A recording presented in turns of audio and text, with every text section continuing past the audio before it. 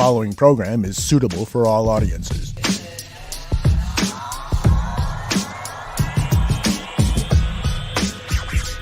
Most basketball teams and coaching staff say, we're going to start our best player. Yeah. But the Bulls aren't doing that. The Bulls are starting their best player and then putting four of the players that they'd like to get better around him. And so it's dragging Zach's numbers down. And it's also making the bench look way better. So you see the differential with the bench and the starters.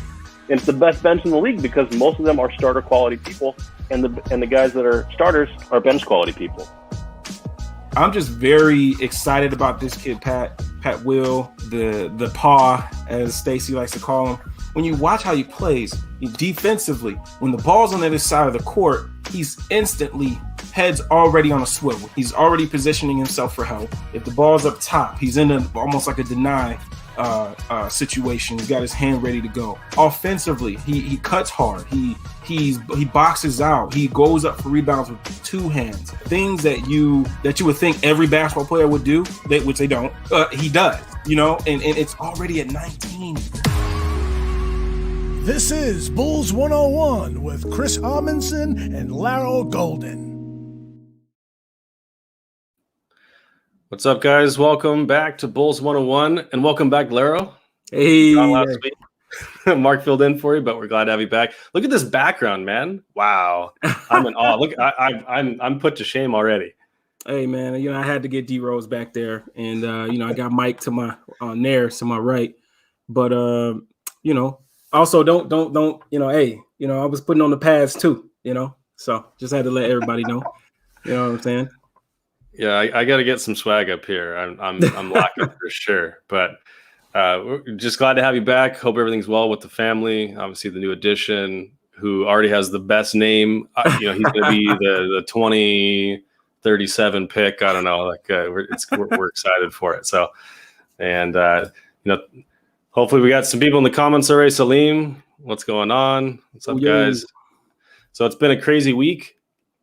We're gonna talk about the four games that the Bulls had this week. There's some ups, there are some downs, there are some crazy finishes, and we're also gonna get into the trade deadline, which is coming up this Thursday. So I'm really excited for that.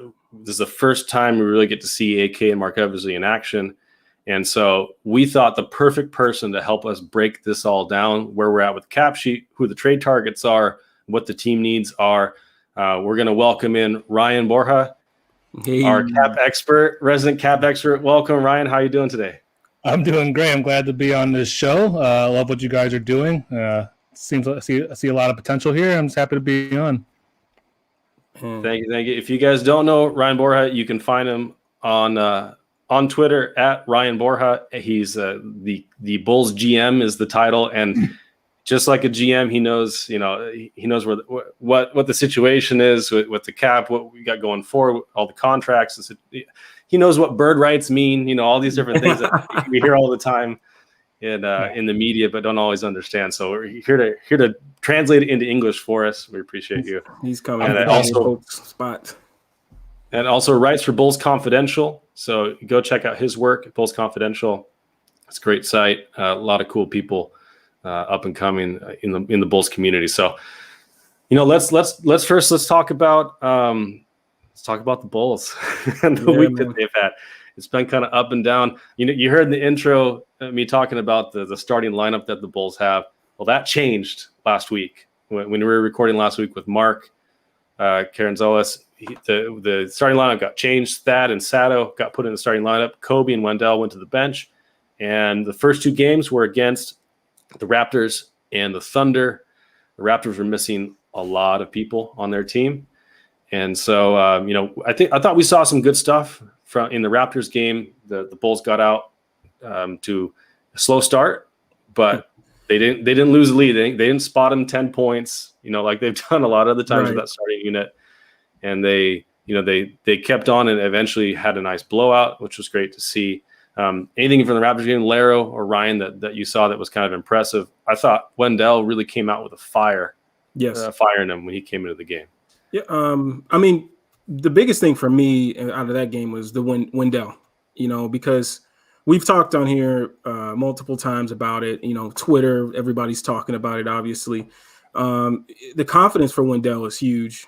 Seeing him come out with that fire and just wanting the ball. You usually don't see that from Wendell where he's like wanting the ball. You see it through his body language. And that was good. That was fun to see, and something that I was hoping he would build on. And to me, to a point, I feel like he's continued to kind of stay aggressive. But I just feel like he can get a little bit better at it. But what about you, Ryan? No, I agree. I mean, the biggest question when Wendell got benched was how would he respond? The biggest problem, I think, seemingly is mentally with Wendell, and getting benched. That could be a big, that could really hurt someone mentally with confidence. And you saw him come out with confidence, almost like he has something to prove. And that's how we want Wendell to play all the time. And and so it was good to see that after getting benched that he responded to that and responded well. The Bulls won. Yeah, it was a nice victory. Then they had the Thunder. I think it was, the Thunder were on Tuesday, so they had a couple days off, and they took care of business with the Thunder like they should have done, like they didn't do last time. They didn't blow a huge 20-point lead. So some good things there. Unfortunately, we blew a couple other leads this week against the Spurs and against the Nuggets. And I don't know about you guys, but that fourth quarter, when we were up, and then Kobe fouled the three-point shooter, got the flagrant added to it, I just thought, here we go again. And it's just the comedy of errors down the stretch that we've seen multiple times this season. I was saying on Twitter the other day, we've had 22 losses and 18 wins, which, it's not a terrible record for where I thought we would be. Yeah. But some of these losses, man, have just been soul crushing. It's been kind of crazy to see these same issues, the turnovers, the lack of execution, the kind of reverting back to their original form of one-on-one kind of stuff, the lack of team. It's been a little discouraging for me. Yeah. For me, it's tough because for me, the Nuggets game, I really feel like they played well up until the fourth quarter. And to me, like, we got to find – the Bulls have to find a way to rebound when teams try to take Zach out of the game. We've seen teams go to the triangle and two. We've seen teams blitz him. We've seen teams, just outright double him. And to me, what we lack is guys that can step up, or guys that can get an easy basket when we need a bucket, and if Zach doesn't get the bucket, we're basically out of luck, because Kobe is hot and cold, and mostly cold. And then you got Lowry, who you just don't know what you're going to get from him on a nightly basis, honestly. You don't know if you're going to get him, making 6 threes, 6 for 12 from 3, giving you 30 with like 4 rebounds, or you don't know if he's going to give you 10 and 2 rebounds. So it's like, it's frustrating because I wish we had a guy. For instance, the Nuggets game, you saw Murray, you saw what they did was the Bulls were actually playing some good defense. They were playing some good defense, getting some stops, but then it came to a point where Jamal Murray and Jokic were just like, you know what, we're playing off each other. Let's put Jokic in the post, and we'll put Murray at the top of the at the point. And hey, if you help off Murray, I'm passing it to Murray. If you leave me one-on-one, I'm going to get a bucket. So it puts you in that position as a defensive team where it's tough, because you got a guy like Jokic who he's going to make the right pass every single time. Usually there's guys that you can double because they'll throw the ball away here and there, but Jokic will hit the right pass every single time. So it's just frustrating when you see a team like that because you look at like Zach and you see what he can be. You see what he is every night, and you just wish he had one more guy with him every single night that they can just go to 2-man game when they need a bucket, and that's the frustrating thing for me, So what about you, Ron? Yeah, I mean, I actually missed yesterday's game, but I don't feel like I even had to watch it because it's kind of the story of the Bulls season. Like Laura said, they go through these stretches where they play really good basketball, and even Billy Donovan alluded to it. We have played really good basketball this year, but then they go through these stretches where they're playing really bad basketball. They get turnover prone, and I like what Billy Donovan said. It's almost like, oh, here we go again. Here we go. We can't beat these good teams. We play them well, but we'll find a way to lose these games. And that's what's so frustrating about it, is because, they just cannot put a full game together against a good team. And they're just blowing leads, but they're able to build these leads. So there's obviously something there. It's just the consistency has not been there in those games, and really kind of throughout the season. So it's this kind of reflection on their whole seasons of just being inconsistent, not being able to, to finish games where they're playing well in. And it's definitely frustrating because Levine is having one heck of a season, and he just can't get consistency from anyone else. And so, I mean, that's kind of where the polls are, just trying to figure out how do we get that consistency with Zach LaVine, who's having a career efficient wise, and just himself having a career year. So absolutely, yeah, it's frustrating. Yeah, you hit it right on the head, Ryan, and it's crazy because I don't think we're that far from being a decent playoff team. Like this team is playing at that level for like 40 minutes, 45 minutes, 46 minutes a night sometimes. But then they get in these little stretches where, if they just made the right play, if they didn't just turn it over there, or Levine didn't get stripped last night, or Kobe doesn't step out of bounds, or Thad doesn't, go in to take to double Jokic instead of leaving Murray out for the 3-point line. Those little things they're so close. And I think Billy Donovan in his post-game presser the other night, I think really just channeled the frustration of the fans in the words. So we got his post-game clip that I want to listen to real quick. Yeah. Again, I'll try to be as honest as I can. We play like a self-fulfilling prophecy. That's what we do. I mean, the amount of things that we had to do to put them in a position to win the game was mind-boggling. But it's a self-fulfilling prophecy. And I think it's a great challenge for our team, because I think exactly what you're talking about is exactly right. I get the sense that I see, here we go again, and for us to become the team that I think we could become and play basketball the way we do for really long stretches of a time, this is an area that we have to overcome, that we have to find a way to make the necessary plays. And it wasn't one play, it was a lot of plays. And we've got to be able to make winning plays at winning time. Yeah, I mean, I think he really just nails it. It's the self-fulfilling prophecy that you just know what's coming. As Ryan said, you didn't have to watch the game to know what was going to happen. And it's disappointing that we can't really rely on this team yet to take it to the finish line. But these last two meltdowns against the Spurs, and the Nuggets here have really put us in an interesting position heading into the trade deadline. I know someone in the comments said that not having a really nice point guard, someone who can set up the offense, who can kind of calm people down when it gets in the late game situation, not having that has really hurt us. And also the Bulls have been playing smaller with Thad at the 5 a lot.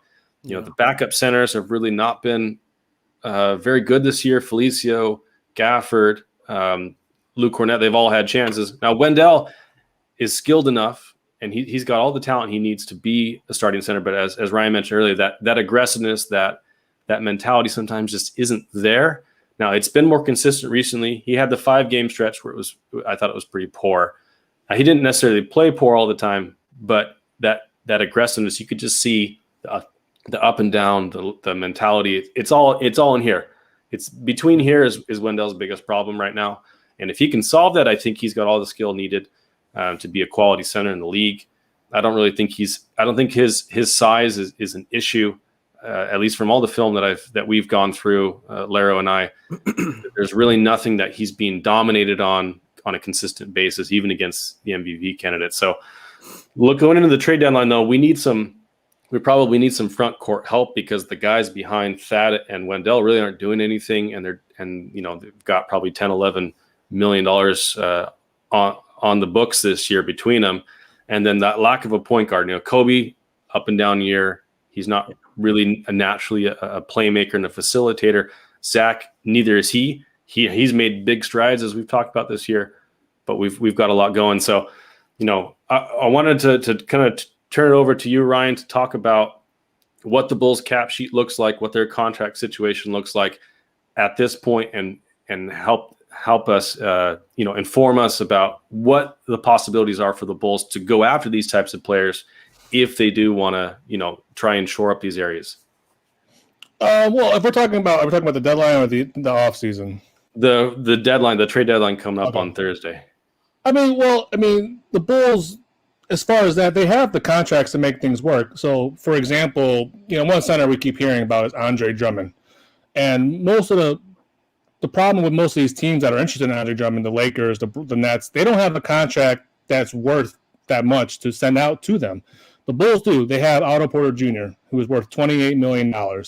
And, the Cavs are pretty much headed towards buying out Andre Drummond unless they can find a suitor for him.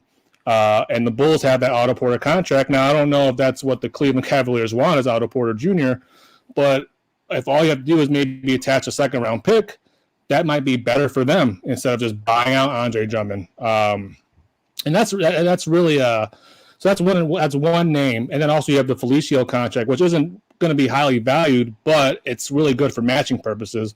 Another center that is going to be is probably out there is Robin Lopez of the Wizards.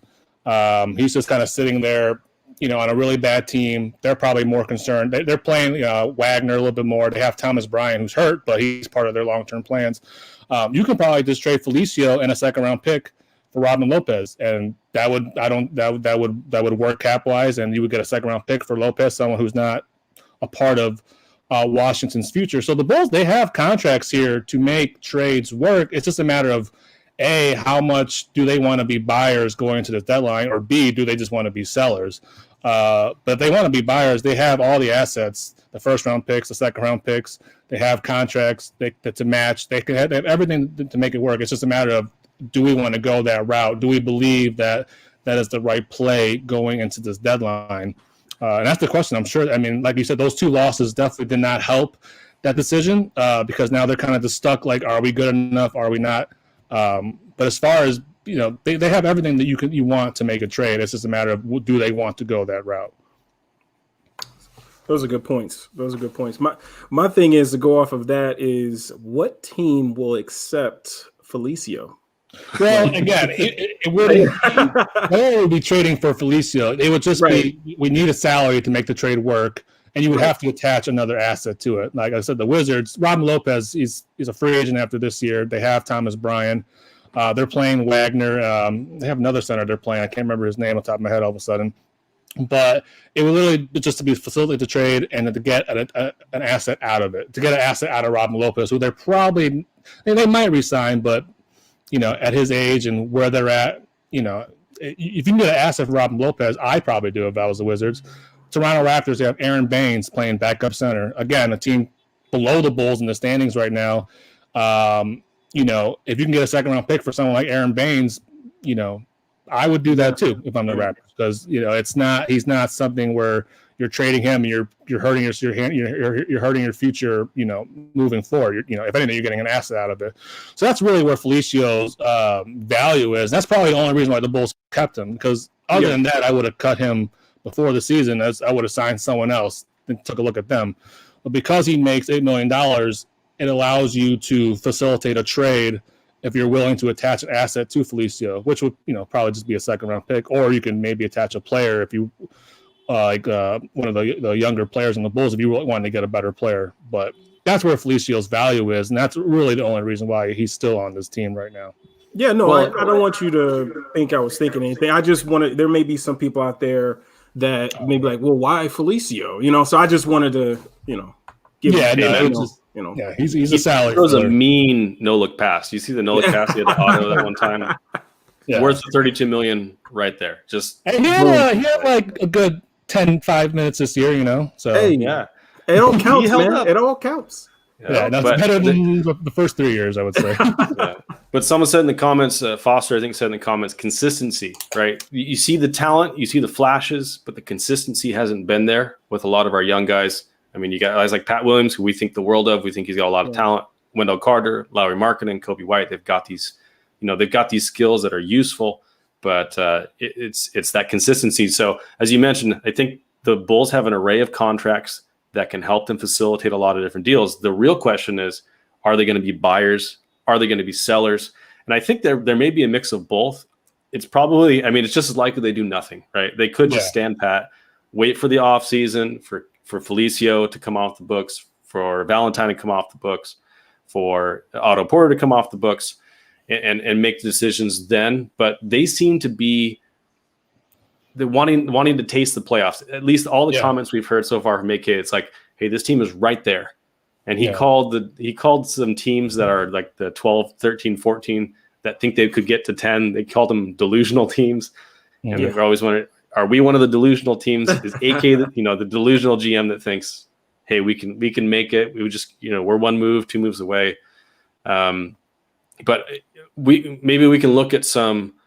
There's one candidate I think that makes a lot of sense, because we've heard Thad Young, who would make all the sense in the world if the Bulls were not going to push for the playoffs, because a lot of people want Thad Young's skills. He's been fantastic this year. His contract is really easy to absorb, and he's partially guaranteed next year. So I think he's got a great contract. He's got great production, but the Bulls have kind of said hands off for now. But there is one person that makes a lot of sense to trade if you're not looking to have him in your long-term future, and that's Lowry Markkanen. So I know Lowry Markkanen kind of showed us all the reasons we think he can be great and all the reasons that we think maybe he won't be great. This past week, I think it was a microcosm of Lowry's 3.5 years here now. So I know, Larro, you had some plays that you wanted to roll through to kind of illustrate what Lowry's strengths have been, what his weaknesses have been, and then we can talk about what his value at the deadline may be, and maybe some teams that could be interested if AK wanted to take that route and not re-sign him in the offseason. No doubt. Now, the first clip here is something I kind of alluded to at the beginning of the show. It's right here. We have Lowry on the right block here, and I believe that's Nanji for the Nuggets. And the biggest thing I want people that are in the audience to take away from this is just like, if Lowry could do this more consistently, taking guys to the block, using his 7-foot size, he may have a small wingspan, but he's 7 foot. So use your size and go over the top of guys. Again, it's free throws. And I think a lot of the things that could help, some things that could help us at the end of the game, the fourth quarters, is having a guy that can take pressure off of Zach, that you can dump the ball down to in the block, and you may not have to score. You may not have to score the ball. Maybe a double comes and you hit the wherever the double comes from, and now you can just move the ball and attack closeouts and get easier looks and play the drive and kick game. Or you could just catch it and finish over the top. There should be 3 options when you're in the post. I've always said this when I coach. Either you score, you get fouled, or you find where the double's coming from. That should be your mindset every single time you're down there. So that's one of the things that I think Lowry can do, and I wish he would do it more. And I think Billy tried to do it a little bit more in that Nuggets game. I feel like there were a couple plays drawn up for Lowry in the post. And that was one of the bright spots there. And then we could go to the next clip there. So this one is one of my gripes with Lowry. Now, if you take a look, Lowry is on the right block on the defensive end. He's on help side. He's the rim protector. Because as you can see, Denver ran, I believe that's Will Barton, and they currently have Wendell guarding him. And what smart teams will do, the best rim protector, if he's guarding somebody that's a wing or something like that, they'll bring him out to the slot or the corner to pull him away from being in position to make a play at the rim. So now what that did was that put Lowry in a position to where he had to help and protect the basket.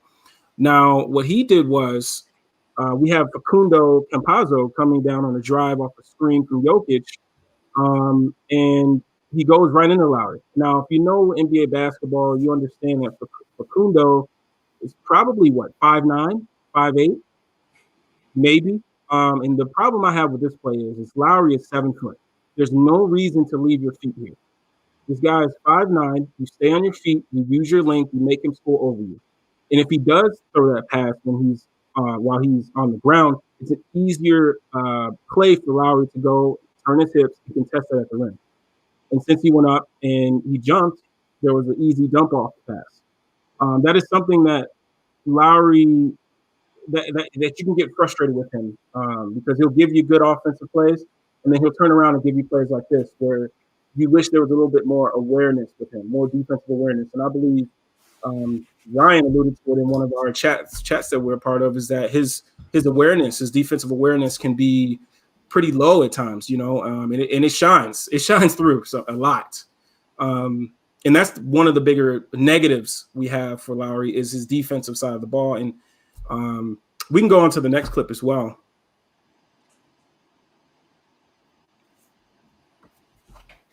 So with this clip, it's another miscommunication of Lowry, another negative. Here we have Will Barton coming around to this to the wing here, and they're going to set a screen, almost like a back screen, what people sometimes will call a ram screen on the left side of the floor.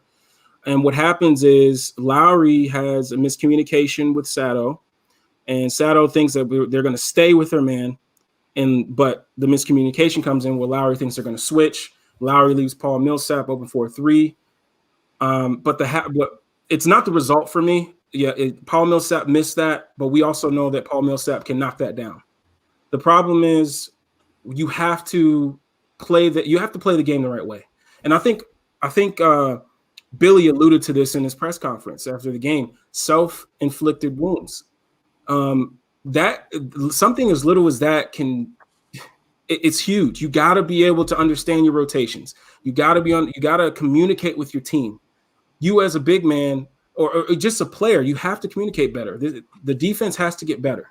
And that's the frustrating thing about Lowry. He has so much talent. And some people think that when you talk about a person's negatives or when you're talking about things they can get better at, you're knocking them. And the thing is we're not trying to knock Lowry. We're just pointing out some things that he can be better at. If he wants 20 million, if he wants 20 million plus, these are things that will help him get to that level of 20 million. Yeah, there are nights where you're like, oh man, pay that man. There are nights where he'll give you the 30 plus points and you see him shoot the three. But it's not consistent enough. It's not consistent enough to the point where you say hey, well, he's giving us this every night. We got to kind of, we got to give him a break there. You know what I mean? It's not. It's too inconsistent. And he has to get better there on the defensive end. And that miscommunication, it can hurt. It can hurt you. It can really hurt you. And somebody may say, "Oh, well, that was in I believe it was second quarter or third quarter." What does that mean? You have to build it. You have to build habits. You can't one play have a great rotation, then the next play, well, I won't, care about that jump shot. You have to build habitual habits. So we can go to the next clip as well. Now, this clip, it's going to seem as though, we're beating on Lowry here. But so we have Derek White in a pick and roll. He rejects the screen from Jakob Poeltl. And Jakob rolls to the basket to the front of the rim. And Derek White drops it off to him. Lowry's in great position right here. He's in great position. He's in front of him. He's got his hand up. He's in a low stance. But this is the problem with Lowry. He doesn't move his feet well. His hips are slow. He's 7 foot, but he looks like he's 6'5". There's no way Jakob Poeltl should be able to beat him when he's in that great of position. That there has to be some resistance at the rim. And these are things that if you guys in the comments are watching, these are things you have to watch in the game. You may look past something like that, but that's something. If you're 7 feet, you have to provide some type of resistance. You don't have to block the shot, alter the shot, make the shot harder. That did not look like a hard shot for Jakob Poeltl, and that's a 7 foot Lowry Markkanen. And he has to get better at that. Defense is his biggest knock for me. For me personally, is defense, because I believe if you're 7 foot, you got to be able to at least provide some resistance. Do you guys have any gripes about that? Anything about that last play there? I mean, it's the one thing about Lowry, I feel like watching him through his career, team players don't fear driving at Lowry. They literally see Lowry go, "Oh, I'm going right at him," because they know he's not a threat at the rim. And I think everything you said is pretty much spot on about Lowry defensively. Just the IQ the awareness is inconsistent on the defensive end.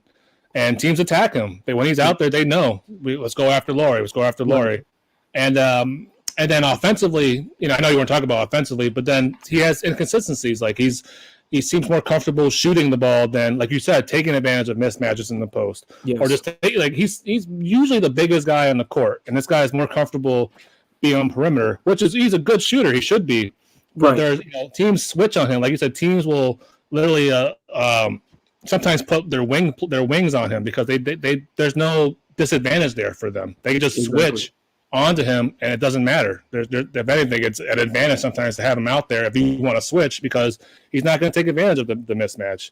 And it's definitely there's a lot of potential there, and that's why.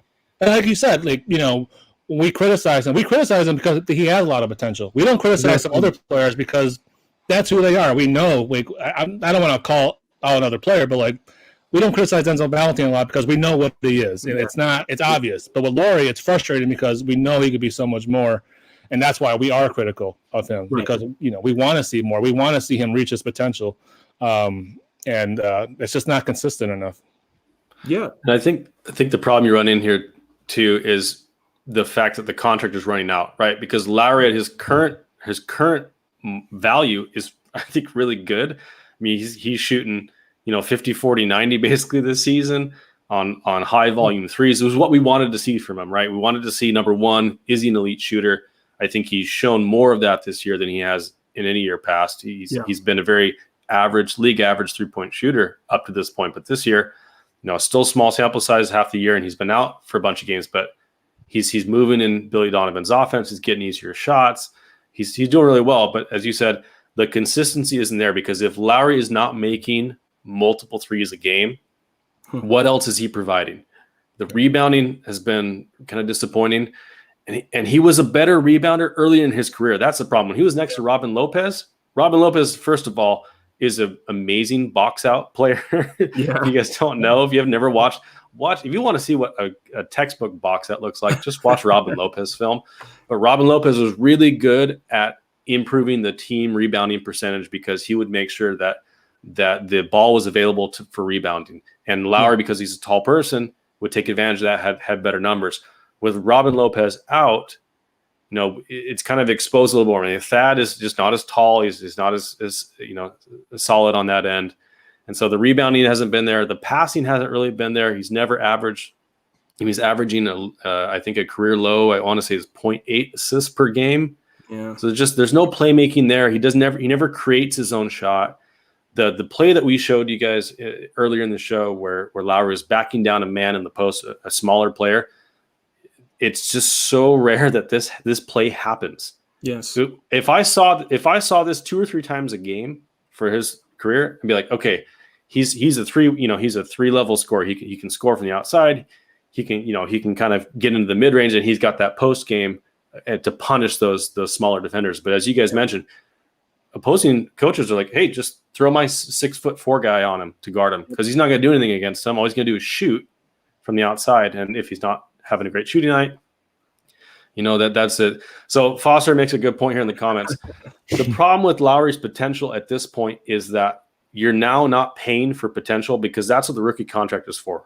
You're paying for potential. It's a low value contract, right? So you got Luka. Luka's like an MVP candidate, and he's getting paid, 6 figures, 7 figures here instead of the usual, and he's not getting paid 20, 30, $40 million a year like these superstars. The problem with Lowry is not that I don't think he can get better. I think he can.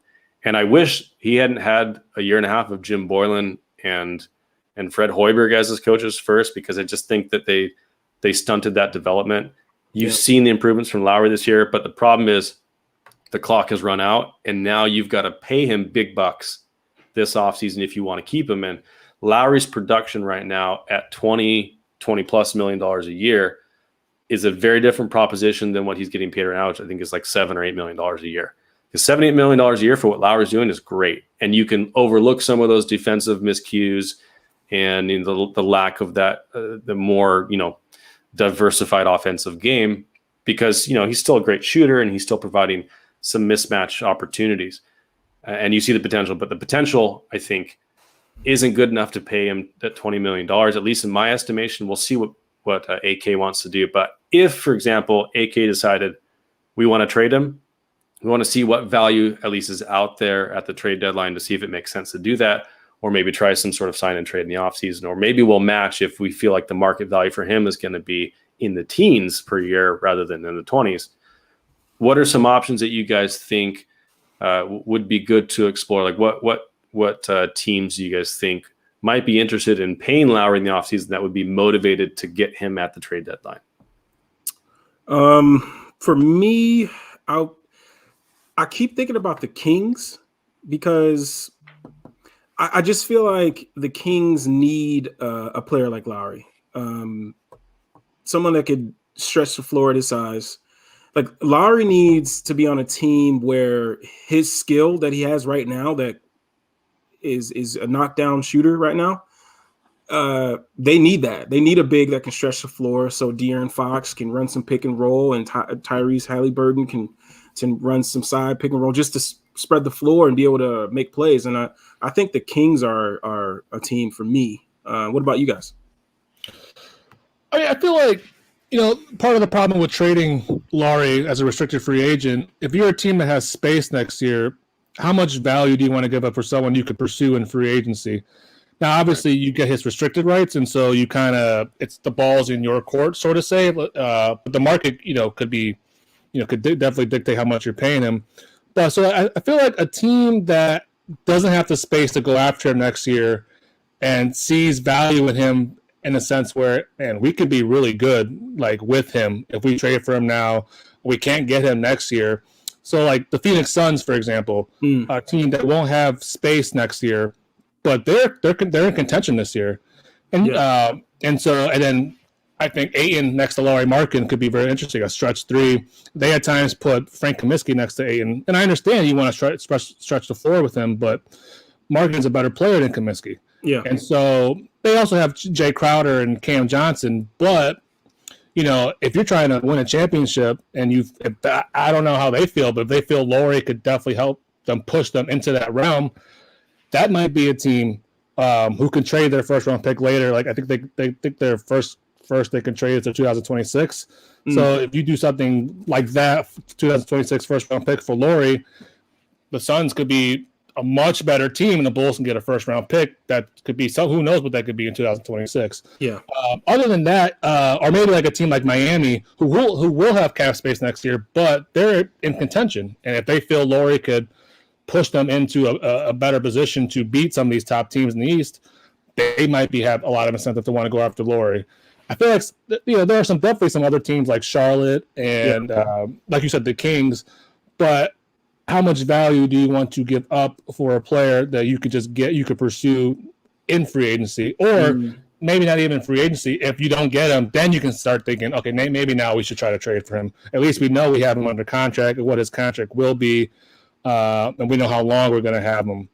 So, when I look at the trade value for Lowry, I feel like teams that they're either really good right now or that don't have the space to pursue Lowry next year would definitely be the most interested. And I see a team like Phoenix or maybe Miami who could, depending on how they feel about Lowry, I'm not sure, but who could be aggressive going after him. Okay. You make a great point here, because I think you got the teams that are looking to sign him long term, and as you mentioned, teams like the Suns, Miami Heat could use him in the postseason run to kind of just shore up that shooting. Because I think he could contribute to the teams. Like you mentioned, I think he's probably better than Frank Kaminsky. Yeah. The Heat, I know, have had some problems after they traded Jay Crowder with that forward spot, that I think Lowry could come in and, they've got the defensive players in Jimmy and Bam that could make up for some of the deficiencies that Lowry's got.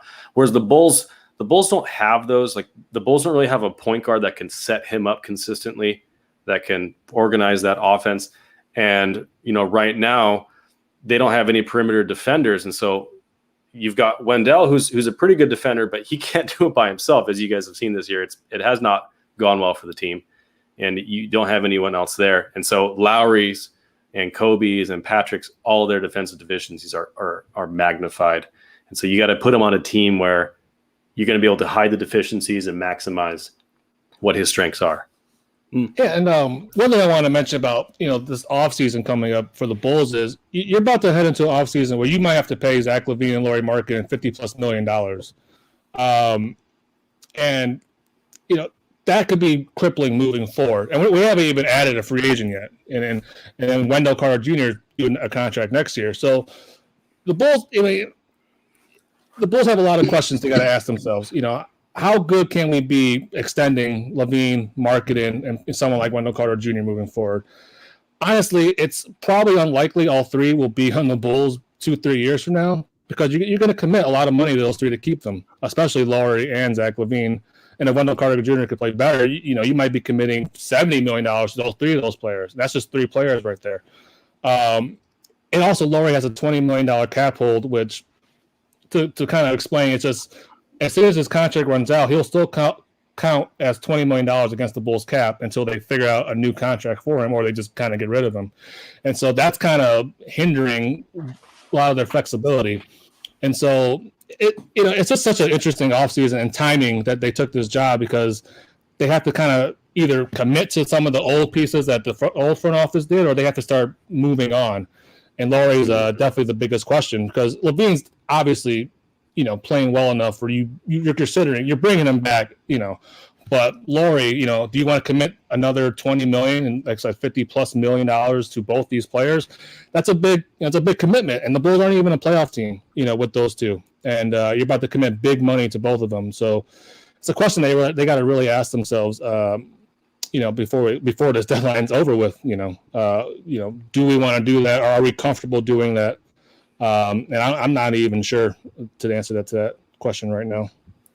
Well, and you look at the performance that those guys have had together. LaVine and Markkanen, for example, have never had a positive net rating. They rarely run pick and roll, which you think would be one of their greatest strengths, is that having Lowry to pop and LaVine taking the basket, or Lowry punishing people in the post. That just really has never happened. And I think Billy Donovan had a comment a couple weeks ago where he talked to Zach and said, "Hey, do you ever talk about that with Lowry? Like, do you ever talk about this?" And he's like, "Well, not really. I guess I will."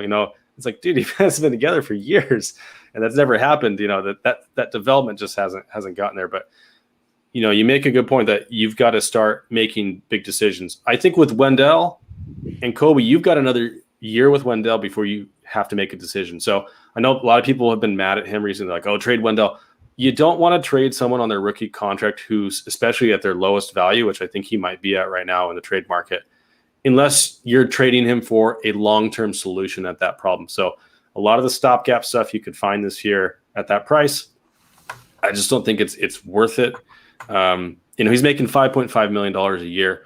Kobe's making very little money as well. You've got 2 years left on him. I know he's been up and down as a point guard, but you probably have a lot more time. You got 2 years on him before you really need to make a decision. So I don't think there's as much expediency for AK to make decisions on those two guys, or Pat Williams, obviously. But Lowry, it's do or die now. Yeah. And so, Larro, you mentioned the Kings as a possible candidate. Sorry, Ryan, do you want to say something? No, all I was just going to say, also, Wendell and Kobe they can be, at very least, rotational players on good contracts for you next year.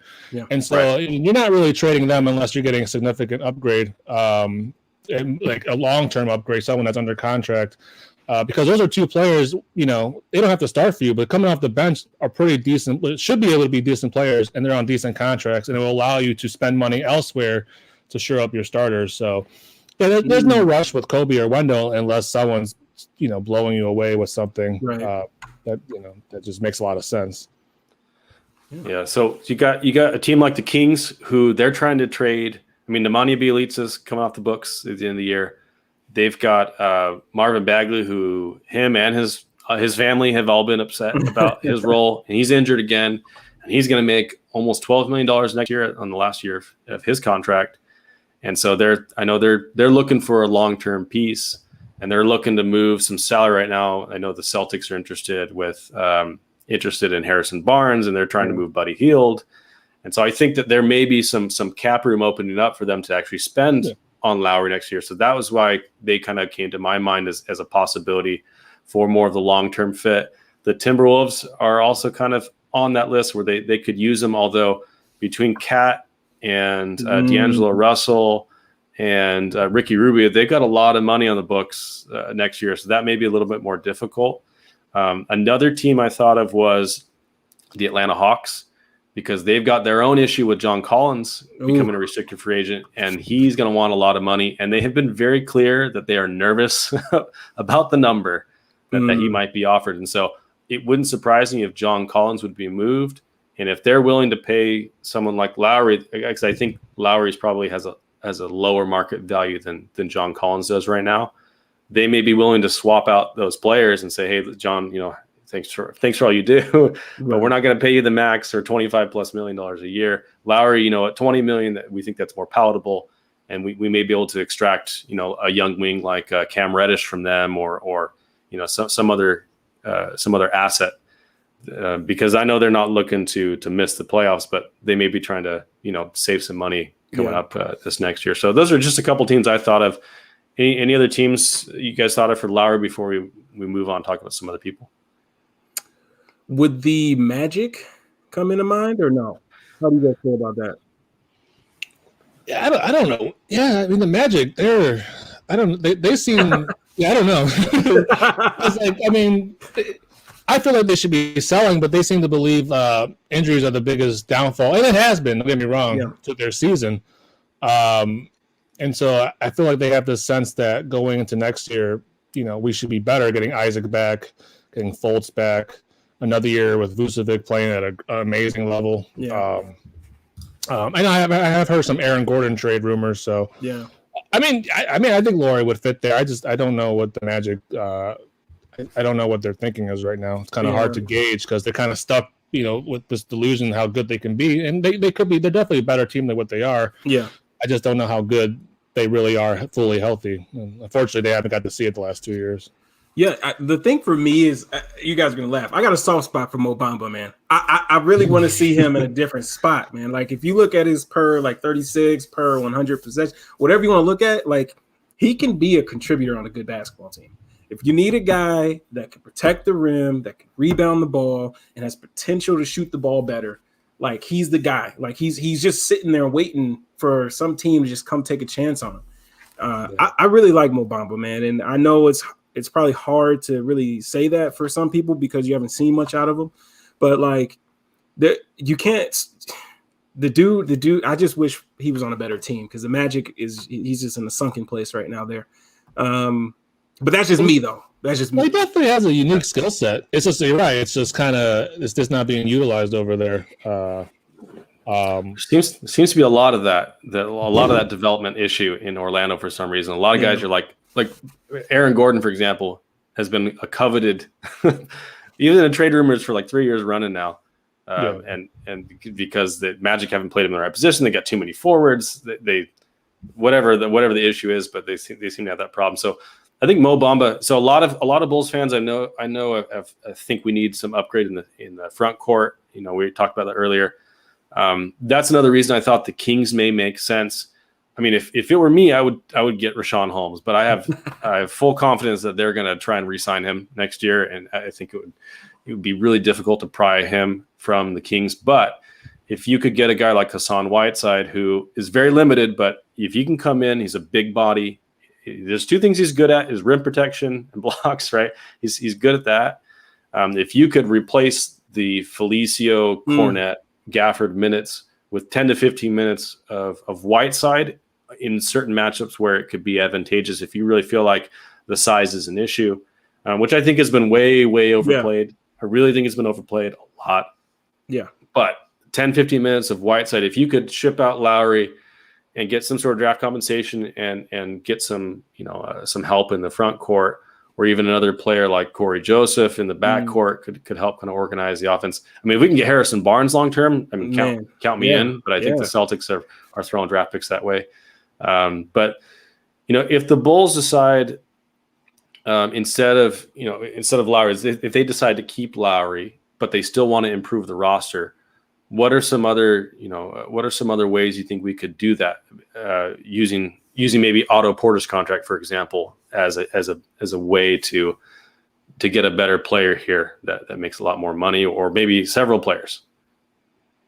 Yeah, I mean, the problem with Otto Porter Jr. is he's just not reliable health wise. I mean, and 28 million is just not easy to trade when you're not reliable. That's why I kind of brought up Drummond. It's just it's really the only contract Cleveland could really get, and maybe get an additional second round pick for. I'm not really sure what team would want to trade for Otto Porter right now. And what you would get for him, because the same reason why the Bulls want to trade him is why a lot of teams wouldn't want to trade for him. It's just, Right. is he reliable? I don't know how reliable he is. It's been a source of concern for us for sure since he got to Chicago. I mean, he had a great first 15 games at the end of whatever that season was, 2018, 2019, and then he's played very, very few since then. But what's funny is you mentioned the size of the contract. There is one team that contract slides right into a trade exception, and that's the Boston Celtics, who are looking for a 3-4 type player to come and help. As you mentioned, how much does Otto Porter have?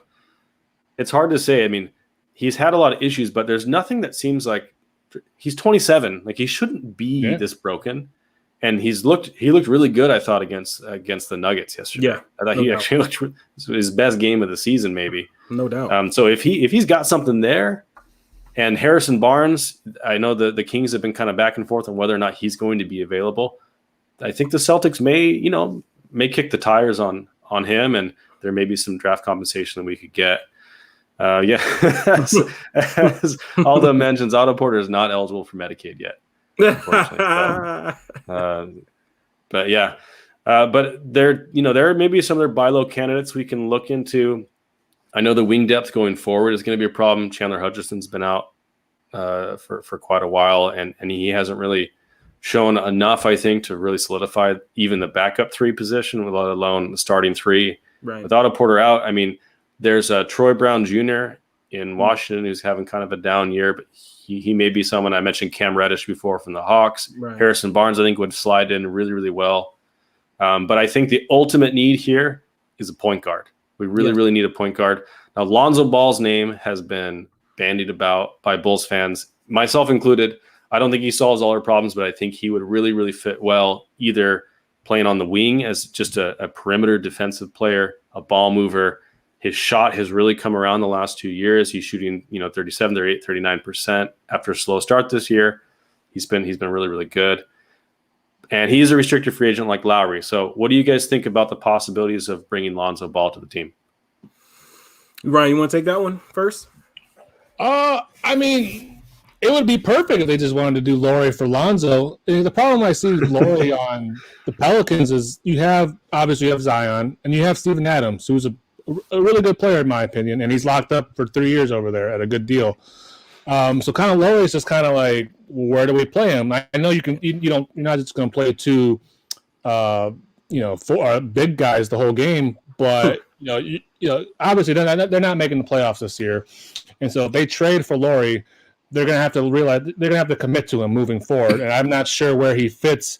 Are you going to pay Are you going to pay Adams and Lowry Markkanen all his money? And one of them's not really playing as much because you have Zion on the other side of the front court. That's kind of the issue I have with the whole Lowry for Lonzo swap. It's just I don't know how much he fits over there compared to obviously Lonzo fits great over here. Mm-hmm. And so I don't know how they see that situation if they feel like they can make it work somehow. Yeah. To go along with your point, man, I want to say maybe a month ago, I was like, man, this is a real possibility.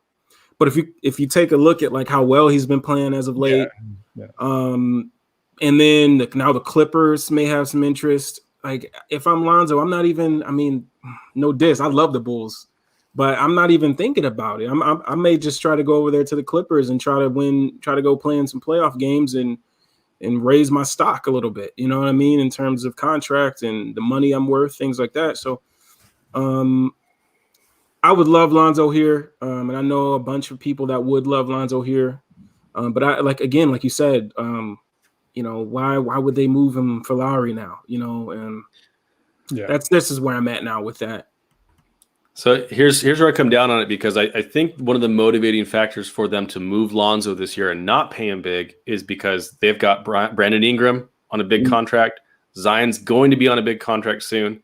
As you mentioned, Steven Adams is locked up for the next few years. Eric Bledsoe is making like $18 million a year. They've been trying to move that contract, but he's got 3 years on that contract. So they've got to, and then Josh Hart as well is coming up for payment too. So they have to make some moves, and they've also got Nikhil Walker-Alexander and Kira Lewis in the backcourt that are kind of waiting in the wings. So I think they're very motivated to not hand out another big contract next year. Now, I think they'd like to keep Lonzo if they could, but I think at this point they understand that the market value for him has really, really grown since the beginning of the year. As you said, teams like the Clippers, I know the Knicks have been interested in him as well. Yeah. They can look for a starting point guard, and they've got cap space. So I think they're probably motivated to move him, or at least move some, like Bledsoe. If they could move Bledsoe, they would probably do that. I know they're trying to. I'm not sure who's going to take Bledsoe. Although I came up with a trade, and I don't know how realistic it is, but Bledsoe could be traded to the New York Knicks because they're in playoff position. They need a more experienced point guard. They've got the cap space to do it. And if we could, send over Lowry Markkanen and Cristiano Felicio to make the money work and get Lonzo back, and maybe, we'd probably have to send some sort of pick to New Orleans, but New Orleans could help get off of those contracts a little bit and get some draft compensation and not have to pay Lowry, not have to pay Felicio, who are coming off the books, and open up some of that time to develop their younger players. That may be something. But you're right. I think Lowry for Lonzo was a popular idea earlier in the season.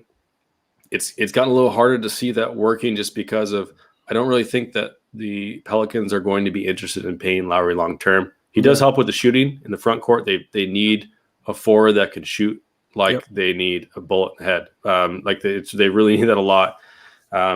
It's going to be tough, though, I think, to find some assets, at least from the Bulls' perspective, that they're really interested in. Now, if you could make it a 3-team trade somehow where, like I thought of Golden State. Golden State's trying to move their small forward, Kelly Oubre. And I know the Pelicans are looking for someone, and Kelly Oubre is coming off the books at the end of the year. So that there may be another team that could come in and help facilitate, that has the assets that Pelicans would actually be looking for long term to get Lonzo here. But at worst, if we don't get him during the trade deadline, we could throw an offer sheet at him, in the offseason, and we'll have, I think, the cap space to do it. But ultimately, if you don't have his bird rights, as Ryan said earlier when we were talking about Lowry, you're in the driver's seat when you got the bird rights. You can match any offer.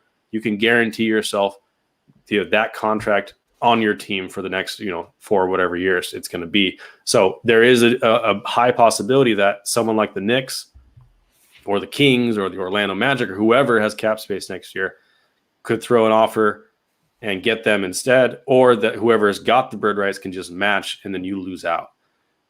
So then another option I thought of for this season that could be a veteran point guard is Ricky Rubio. I know he provides a little bit more defense. He's a great playmaker. He can settle people down. Now, he's not a great shooter, but we've got, I think, a lot of shooters on the team already that can kind of help make up that a little bit. And I know Minnesota was the other team that I thought was kind of cap strapped coming up here that could use someone like Ricky Rubio, who's I think he's making $18 million this year. You could really use him off the books.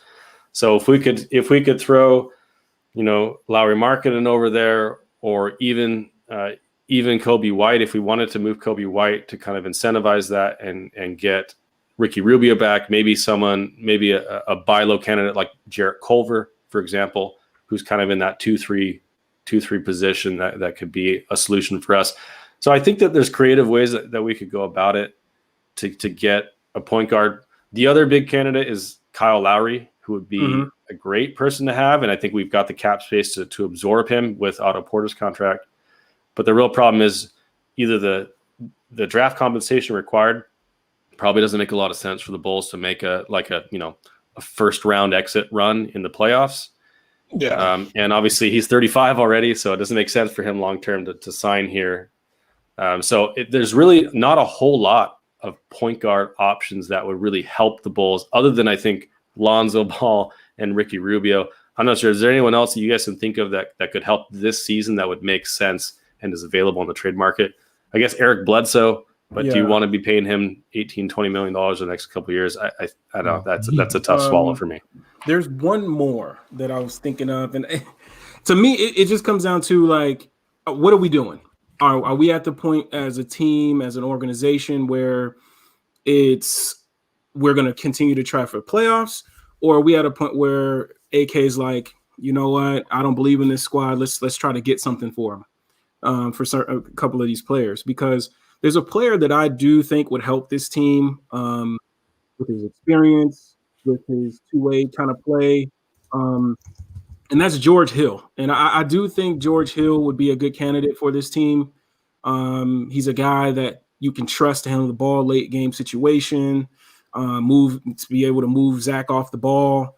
I was also thinking too, like, if you move Lowry in that deal, you'd be able to bring Poku along a little bit slower than you can maybe bring him off the bench, start Lowry, and then maybe we could get, I don't know how it would work. Maybe Al Horford could come back in some type of deal where you can have him there to mentor Wendell and still play a little bit. And that would kind of knock, Gafford maybe down the road a little bit. But I was just spitballing a little bit. How do you guys feel about George Hill? He's great. I mean, if you're trying to make the playoffs this year, he would definitely help with that. And the player you mentioned, Al Horford, who I think would be a good fit here if he wasn't making $27 million next year. Ooh, yeah, but I mean, like, he's a good player, and he could be that good player next year. So you could maybe justify it. It's just, I don't know if you would want to do that right now. You might want to exhaust some of your cap space options next year, and then maybe go after Al Horford if he's still on the Thunder. But I expect George Hill to be traded by this deadline. There's got to be a team out there that will like him, and I know the Thunder are definitely going to be motivated to move him because they're just an asset collection right now. That's all Sam Presti is trying to do over there is collect assets, and George Hill will definitely get them an asset. Yeah, I'm a big believer in George Hill. I just love the way he plays the game. He's a vet that you can, like, kind of like how I was trying to tell people. Like, no, I'm not comparing Rondo and him as players, like in terms of their skill set. What I mean when I say he kind of reminds me of Rondo is if you remember during the playoffs, Rondo was somebody you could put in the game and trust that he was going to get you in your sets quick. You guys are going to get in your offense. He's not going to turn the ball over. He's going to make the right reads. He's going to be able to give, he's going to be able to give Zach a little breather in terms of getting to his spots, and coming off those doubles, those pin downs, loop cuts, slice cuts, being able to do different things so he can get easier baskets. And that's just something that I think George Hill would help this team with. And we'd be able to see Kobe kind of play in the role that he should be in. We'd be able to see Zach play off the ball a little bit more to see what he can do more because he's already efficient with so much ball handling responsibility right now. Like, how much more efficient would he be as a scorer if he didn't have to have those things on his?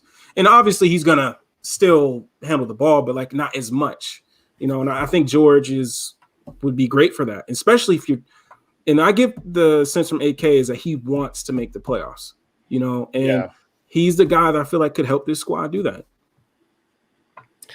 His contract makes a lot of sense. It's only $9.5 million. We could send over the Felicio contract and an asset to try and get him. I think he's probably going to have suitors from someone like the Clippers or other people who are looking for a point guard. I mean, I think the Sixers might be in that mix too. So it might be a little bit difficult to grab him. So you kind of have to evaluate if it's going to be worth whatever the asset is that's going to get you there. But he's probably the other candidate that's a really solid option to look into. I'm sure AK has already been on the phone about it. Right.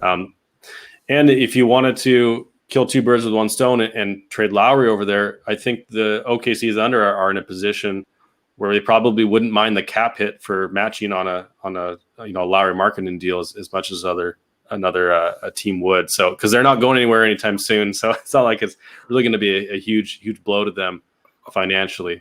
So also to go along with what you're saying is, I think the relationship between Billy and that organization too, like that, I don't think that could go understated. Like I feel like that could be something to help with that deal if they were looking into George Hill, because he knows the coach, he knows the organization, he's been in the playoff with those guys. So being able to have a relationship with that organization, I think could help a bit. But, who knows? I just know that George Hill would be a good pickup for us there. Yeah. So we've talked about a bunch of different candidates, some possibilities. If you guys in the comments have any trade that you guys would like us to explore that you maybe thought of, or happy to do so. In the meantime, I wanted to ask you, Ryan, as far as the offseason goes, what are the Bulls looking at coming into the offseason? What are their books looking like? And what kind of options do they have to either maximize cap space, or what kind of cap holds do they have on different players? So the most important thing we got to talk about real quick with the offseason is Zach LaVine and his extension and what it will take. So, obviously we all probably believe Zach LaVine's a max contract player at this point.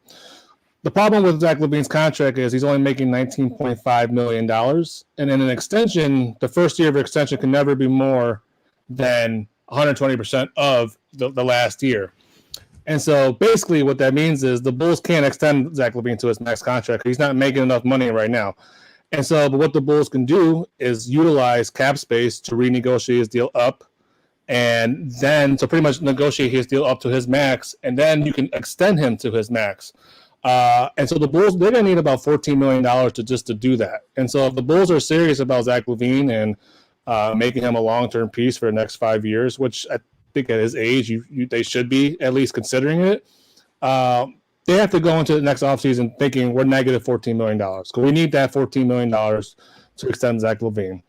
Now, the Bulls, they're such a wild card. They can go anywhere from $14 to $50 million in cap space. It's depending on a few things. Lowry Markkanen, what are we doing with Lowry Markkanen? Like I said, he has a $20 million cap hold against their cap. That will go away with either his new contract or if they just don't sign him or they trade him. And so that situation will clear up a lot of how much money they will have. And the same thing with Thaddeus Young and Satoransky. These guys have, about $11 million between them combined guaranteed. If we can trade that, they don't have to just waive and eat that $5-6 million each. They can trade Thaddeus Young and they won't have to owe him anything. The other team will be responsible for his guaranteed money. And so, the factors are just there are a lot of factors, and it's hard to say where they're going to be. But what we do know, they can go anywhere from 14 to 50 million, and what they do with some of these pieces will dictate where they'll sit in that range. Yeah, I think you had a graphic that you sent us to kind of lay it all out here that we're going to show here on the screen. So the top is all the guaranteed money. The red's obviously the non-guaranteed. I labeled what it is. And so you see all those cap holds. Now you just assume Otto Porter Jr., Felicio, Valentin, Temple, Cornette. You can pretty much take those cap holds and remove them from the books. Those are easy renounces. All you have to remove a cap hold, all you have to do is renounce a player. Now what that does is you won't have the ability to re-sign them over the cap.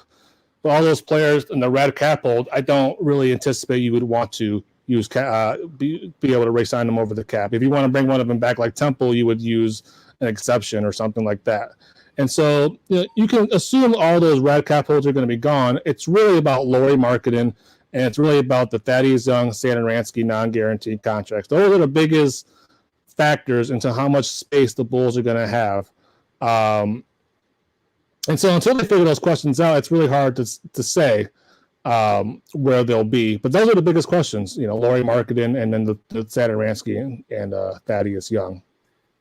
Gotcha. As you mentioned here, for our audio listeners, we got Thaddeus Young, Tomas Satoransky, and Daniel Gafford, who have non-guaranteed contracts.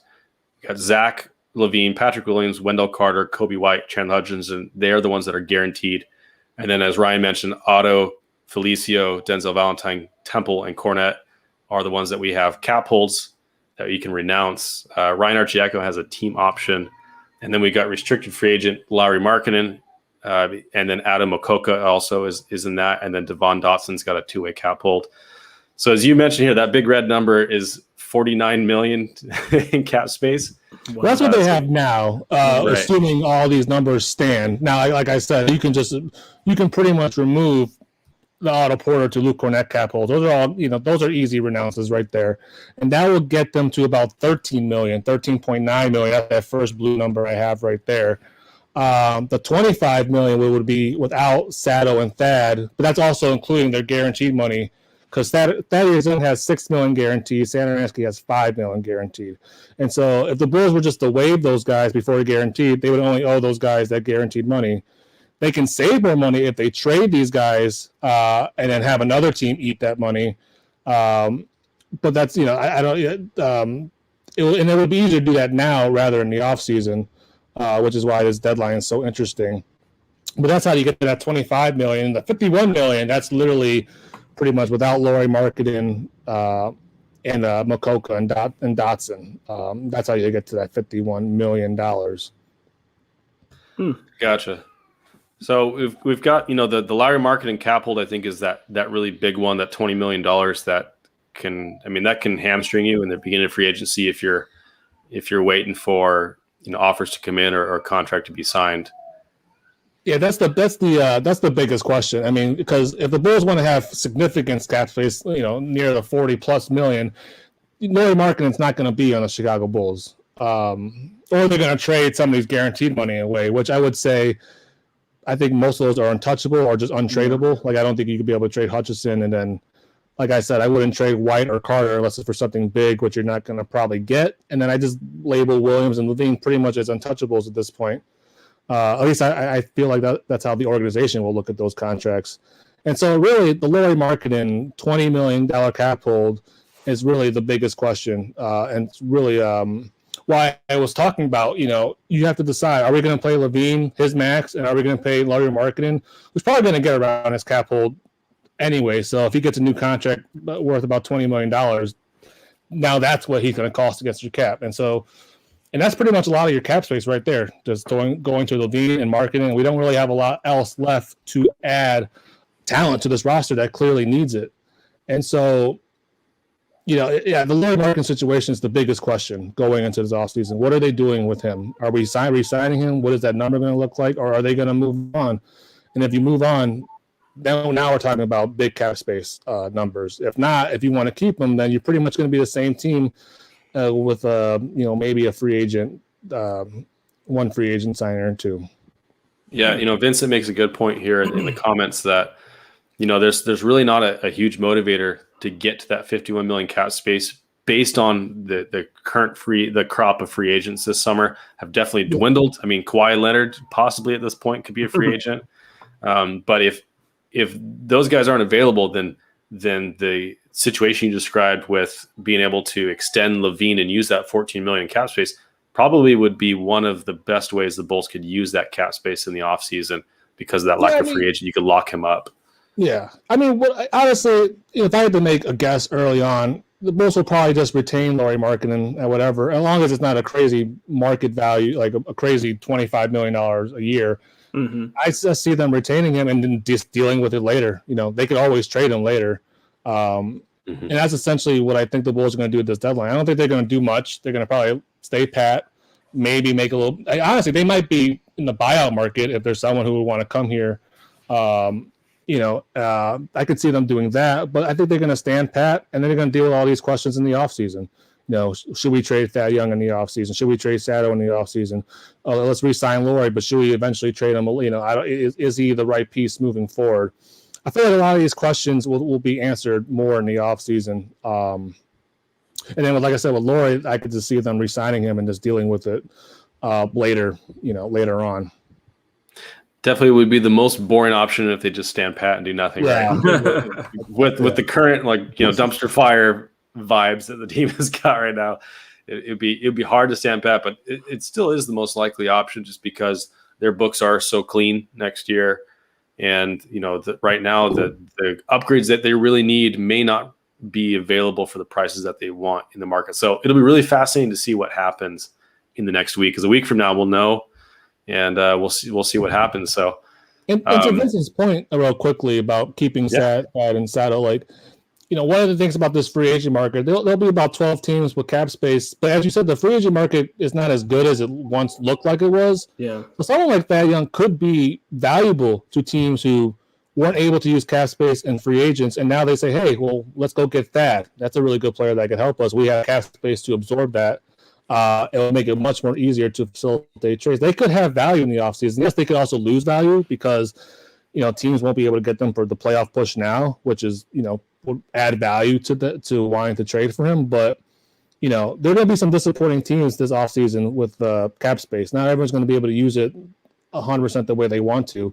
And that's where someone more like Thad, I would imagine, over Sato could get you some value, or maybe very similar value to what you could have got right now. So you could just keep him, see what this team can do, and then, like I said, you can deal with these questions in the offseason after you see what this team truly was after the full year of them playing together. That's kind of where I'm at, what they're going to do, unless someone blows them away. Right. Which I just don't see happening anymore with, I thought Boston maybe would be aggressive on Thad Young, but they've been pretty bad lately. And I'm not trading, if I'm Danny Ainge, I'm not trading a first round pick for Thad Young for this team they're the 8th seed in the East right now. They're heading backwards. Yeah. You're going to trade away a first round pick to be 4 or 5 wins better. I don't know if that's the right move for Boston. And so I'm not even sure what they're going to get for Thad Young right now. And it's just this season has made this deadline weird because of the play-in, and there's so many teams, like AK said, delusional teams that think they can make the playoffs. And again, to go what Chris said is like, are we one of those delusional teams? But that's something to think about too, man. It's one of the things that we have to think about too as a fan base is like, yeah, we may want our team to go for it, but there may not be any trade partners because of the delusional, thinking that, well, I'm not giving him away because we might get in the playoffs, type of deal. So I'm kind of in between. Like, I would love to see them make a move, but then I would also understand, if they did make a move, because it's probably tough. And I feel like AK, just from listening to his presser, it seems like he's been calling. It seems like he's been talking to people, so I don't know, man. This is going to be tough. It's going to be tough. We're going to see soon. So we really appreciate, Ryan, you coming out and giving us a little breakdown of where we stand, what our options are, and chatting with different trade scenarios, talking Bulls. So I want to make sure that the people who are listening know where they can find you. So if you could just tell them all the work that you're doing and where they can find you. I mean, if you want to follow me or see anything I'm doing, it's right there on that Twitter handle at Ryan Borja. I'm literally, anything I do is posted there. Anything I say is posted there.